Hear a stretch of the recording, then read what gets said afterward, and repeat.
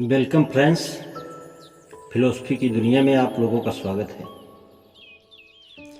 प्यारे गोविंदा, उसने कहा, तुम बहुत तेज भागने वाले जानवरों में से नहीं हो, किंतु तुम्हें इस बड़ी दुनिया के एक छोटे से हिस्से को महसूस करने की क्षमता प्राप्त है।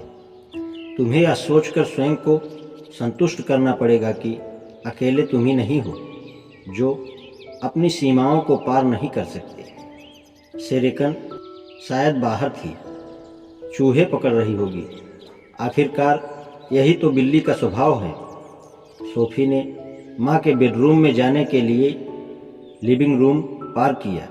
काफ़ी टेबल पर डैफोडिल्स का फूलदान रखा था। ऐसा लगा मानो सोफी के वहाँ से गुजरते समय वे उसके सम्मान में झुक गए थे। वह एक क्षण को वहाँ रुकी और अपनी उंगलियों से उनके चिकने सरों को कोमलता से सहलाया। तुम भी प्रकृति के सजीव भाग में से एक हो, उसने कहा। वास्तव में उस फूलदान की तुलना में जिसमें तुम्हें रखा गया है उससे कहीं सौभाग्यशाली हो, किंतु दुर्भाग्यवश अपनी इस विशिष्टता को पहचानने तथा समझने की क्षमता तुम में नहीं है। फिर सोफी दबे पांव अपनी माँ के सोने के कमरे में गई। यद्यपि उसकी माँ गहरी नींद में थी, सोफी ने एक हाथ उसके माथे पर रखा। तुम सबसे भाग्यवानों में से एक हो, उसने कहा, क्योंकि खेत में लिलियों की तरह तुम केवल सजीव ही नहीं हो और तुम सेरेकन और गोविंदा की तरह केवल जीवित प्राणी ही नहीं हो। तुम मानव हो और इसलिए तुम्हारे पास विचार करने की अनुपम क्षमता है। सोफी, तुम क्या बोल रही हो? उसकी माँ जैसे साधारणतः उठती थी उससे कहीं अधिक तीव्रता से जाग गई। मैं बस यही कह रही थी कि तुम आलसी कछुए जैसी लगती हो। इसके अतिरिक्त मैं तुम्हें बतला दूं कि मैंने अपना कमरा बिल्कुल व्यवस्थित कर दिया है, दार्शनिकी गंभीरतापूर्णता से। उसकी माँ ने अपना सिर उठाया। मैं अभी वहीं आती हूँ, उसने कहा। तुम काफ़ी चढ़ा दोगी क्या?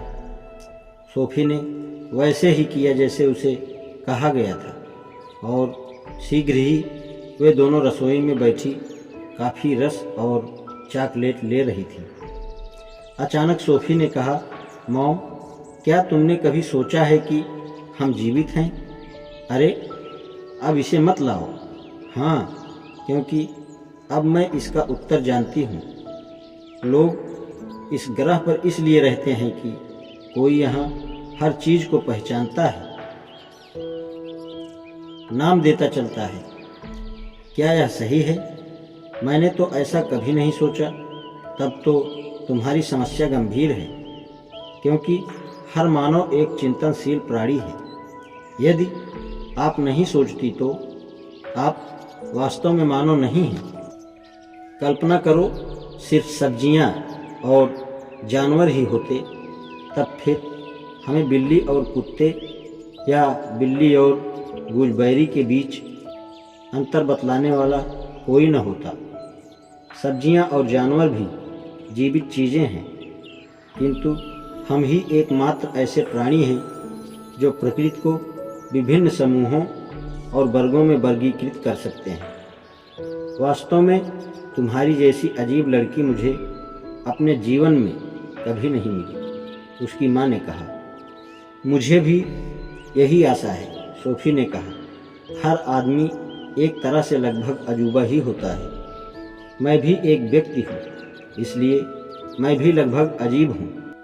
तुम्हारे सिर्फ एक ही लड़की है, इसलिए मैं सबसे अजीब हूँ। मेरा मतलब यह था कि तुम मुझे अपनी नई नई बातों से इतना डरा रही हो कि मैं वह भी भूल जा रही हूँ जो मुझे आता था। फिर तो तुम बड़ी आसानी से डर जाती हो। बाद में उस दिन तीसरे पहर सोफी वापस अपनी मात पर गई। कैसे न कैसे ही बिना उसकी माँ की निगाह पड़े वह बड़ा बिस्किटों का डब्बा कुकीज टिन अपने कमरे में ले आई। पहले उसने सारे पन्नों को सही क्रम से लगाया, फिर उसने उनमें छेद करके रिंग बाइंडर में डाल दिया और इन सबको अरस्तु वाले अध्याय से पहले लगा दिया। अंत में उसने हर पन्ने के ऊपर दाईं ओर पृष्ठ संख्या लिख दी। कुल मिलाकर 50 पन्ने से ज़्यादा थे। सोफी दर्शन शास्त्र पर अपनी ही पुस्तक संकलित करने में लगी थी। यह उसकी लिखी हुई नहीं थी, किंतु यह खास तौर पर उसके लिए ही लिखी गई थी। सोमवार को होमवर्क करने के लिए उसके पास समय नहीं था। शायद उनका धार्मिक ज्ञान के विषय में टेस्ट होने जा रहा था, किंतु धर्म अध्यापक हमेशा यही कहता था कि उसके लिए निजी प्रतिबद्धता और जीवन मूल्य संबंधी निर्णयों का अधिक महत्व है। सोफी ने अनुभव किया कि दोनों के लिए ही उसे कुछ यकीन लायक आधार मिलते जा रहे हैं। आज इतना ही, शेष कल। धन्यवाद।